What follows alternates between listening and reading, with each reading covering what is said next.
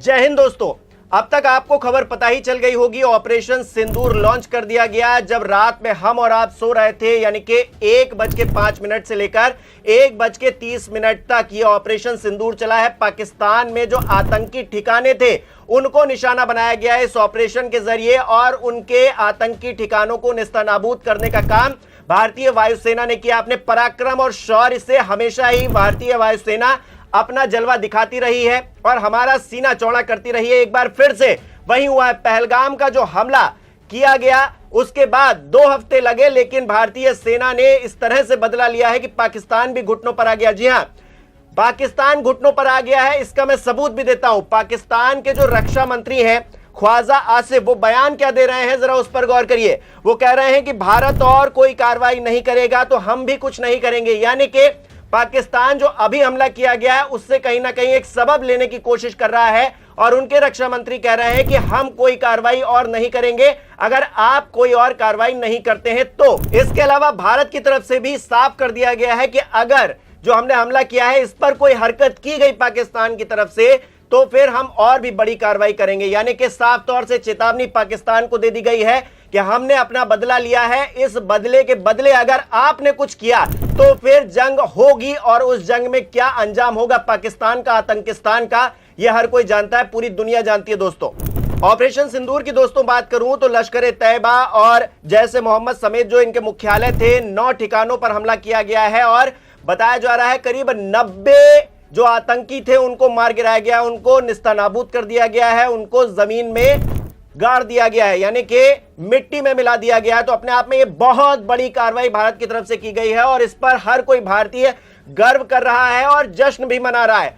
वो बहनें जिनके सुहाग उजड़ गए, वो माएं जिनकी कोख सूनी हो गई, वो बहनें जिनके भाई इस दुनिया से रुखसत हो गए, उन सभी का बदला एक हमले ने लिया है, भारतीय वायुसेना ने लिया है, जिस पर हम सभी को गर्व है। और अपने आप में जश्न का माहौल बिल्कुल है भारत के लिए, लेकिन हमें तैयार भी रहना होगा। अगर पाकिस्तान की तरफ से कहीं कोई रिटेलिएट करता है तो फिर हमको उसके लिए भी सावधान रहने की जरूरत है। लेकिन जो पाकिस्तानी रक्षा मंत्री का जो बयान सामने आया है वो दिखा रहा है कि पाकिस्तान अब कुछ भी कर पाने की स्थिति में नहीं है। उसने जिस तरह से भारतीय वायुसेना का शौर्य देखा है उससे कहीं ना कहीं वो घबरा कर, डर कर चुपचाप अब बैठने में ही अपनी गनीमत समझेगा। मिनिस्ट्री ऑफ एक्सटर्नल अफेयर्स की तरफ से जो कहा गया है वो भी मैं आपको बता देता हूं। पहलगाम आतंकी जो हमला हुआ है उसमें जांच करने पर यह पाया गया है कि पाकिस्तान का इससे सीधा संबंध है, और इसके बाद ये पूरा एक्शन लिया गया है। ये एयर स्ट्राइक की गई है जिसमें 90 आतंकी मारे गए हैं। ये जानकारी निकलकर सामने आ रही है।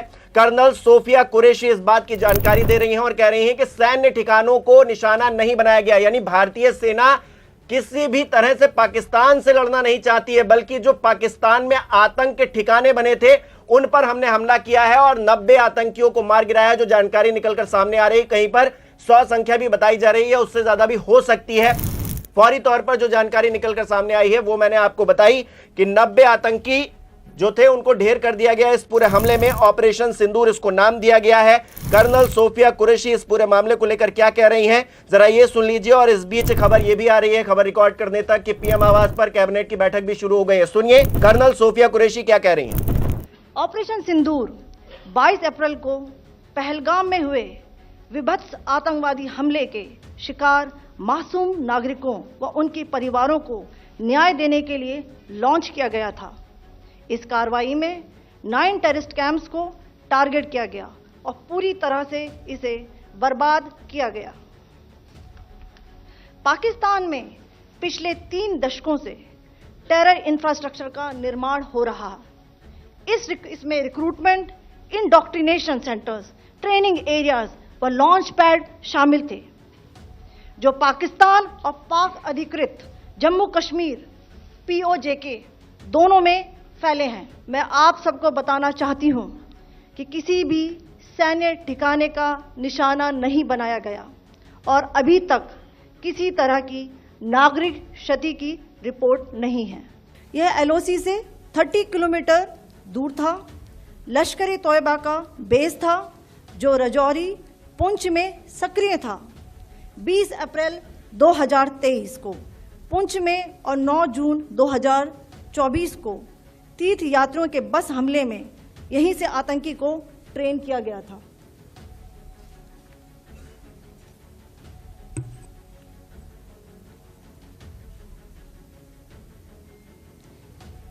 बरनाला कैंप भिंबर, ये एलओसी से 9 किलोमीटर दूर है।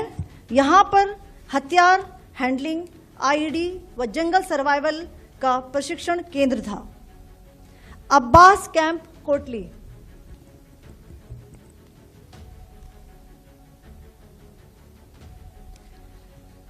यह एलओसी से 13 किलोमीटर दूर है। लश्कर ए तौयबा का फिदाइन यहाँ तैयार होता था।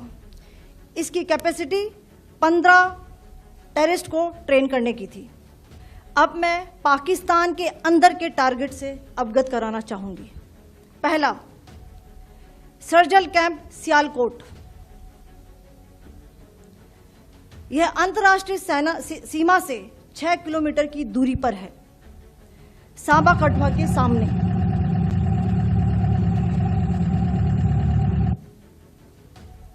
मार्च 2025 में जम्मू एंड कश्मीर पुलिस के 4 जवानों को की जो हत्या की गई थी, उन आतंकवादियों को इसी जगह पर ट्रेन किया गया था।